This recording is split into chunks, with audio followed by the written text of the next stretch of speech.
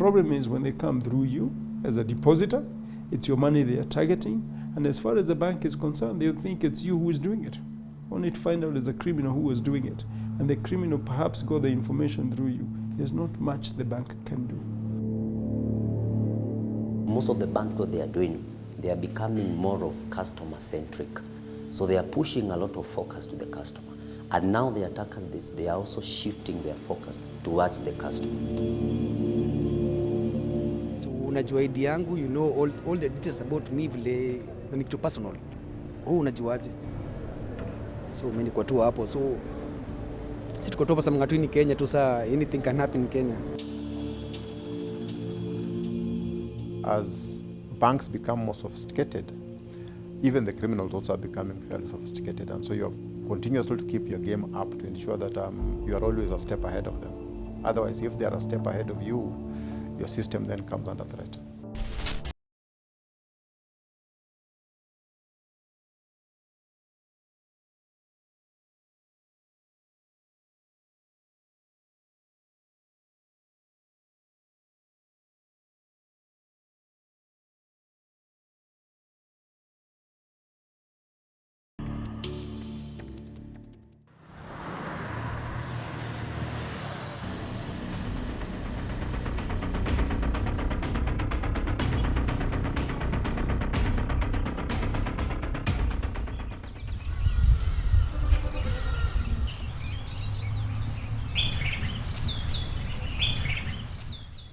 That particular morning, my phone lost all the network. It had no network at all. I found it to be a bit weird because this is an environment where I normally receive a lot of signals, so I found it to be a bit challenging to make calls and receiving messages. So after some time, I did not take it into full consideration because you see, this is something that normally happens. Signal loss, it's something that is very common. I did not receive connection. This is now like 20 minutes and it's becoming odd now. So I decided to make a call to my provider. Of course, I took a different phone because my phone had no connection. So you can actually see a different phone that I'm currently using has connection, but the one that I have does not have connection, and from the same carrier. So I made the call. I asked what was happening. They also found it odd because they had told me that I had made the same phone call like 10 to 15 minutes ago, of which I had not. So that was one of the first thought that I had, that maybe I've been scammed. So immediately after that, they told me that I should check all my accounts. If so, I have to change the passwords. And also they blocked my number on the other side as well. But you see, like, this is a frame of like 20 minutes. It's quite long, and this is something that can happen in less than even 2 minutes. So after I logged into my bank account, I was shocked because the money had been cleared. So now this is me trying to, so this is me trying to find out what is happening and trying to recover my money. Unfortunately, this particular money had been driven, or rather had been driven to a different account, and it was not recoverable at that particular moment. Elvis Otieno is a software programmer, well versed with matters online security. But even that didn't stop the internet fraudsters from targeting him. He lost 50,000 shillings. And personally for myself, we have different sites where we log in, and you might not even be aware of the person who is at the back end who is receiving these particular details. That is one of the aspects that might lead to the leakage of the information.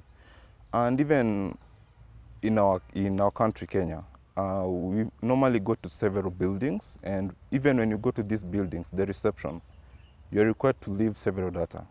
This could be your name, your ID, and even your address. And these are some of the informations that can lead to such activities being done.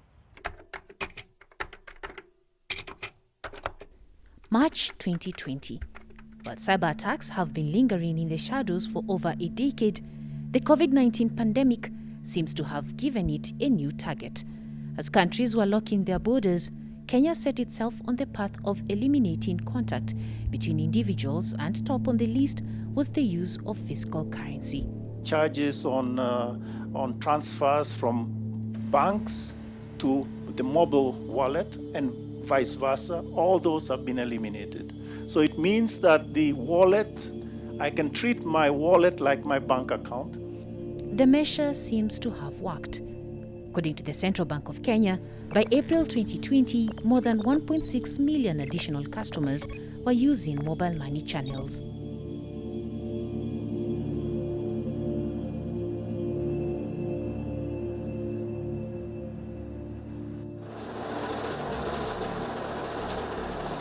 A lot of banks have invested heavily to move their customers onto digital channels because obviously during COVID-19 you want to minimize physical contacts. I think the other thing that you see, even moving onto digital, is that a lot of the processes that we used to do manually have also become more digital.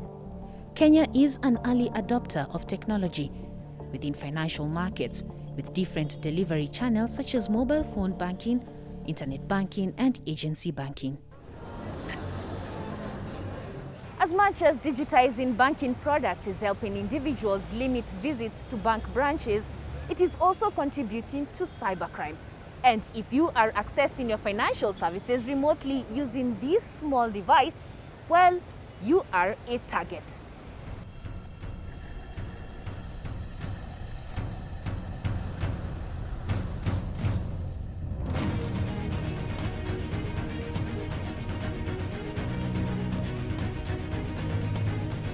You may receive an email, and that email may have a link in it, and the email may try to create a sense of urgency in you. So it might tell you, for example, that your account is about to be blocked or deactivated unless you reach out or click on the link that is in the email. It might tell you that you've won a certain promotion.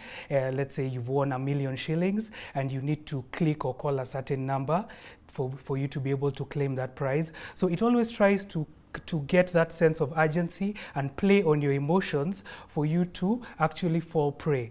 Once you do fall prey and you click on the link or you call back that number, they will try to talk you out of your confidential information. What we see is fraudsters who want to impersonate people, want to take over the accounts of people, and want to try and do transactions on behalf of actual customers and try to defraud accounts, wallets, and we're seeing them becoming a little bit more cleverer and in the way they do these things.